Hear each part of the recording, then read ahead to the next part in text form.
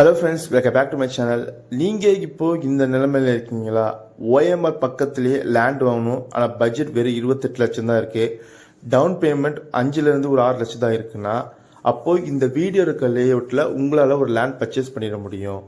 ஏன்னா நம்ம NRI properties launch பண்ணியிருக்க இந்த அசோக் நகர் லேஅவுட் நம்ம ஓஎம்ஆர் ரோட்டில் இருந்து ஜஸ்ட் ஒரு 2 கிலோமீட்டர் டிஸ்டன்ஸில் தான் அமைஞ்சிருக்கு. இதுக்கு வழி பார்த்தீங்கன்னா உங்களுக்கு புதுப்பாக்கம் ரஜினி தோட்டம் வழியாகவும் வரலாம், இல்லை கேளாம்பாக்கம் மார்க்கெட் ரோடு வழியாகவும் வரலாம்.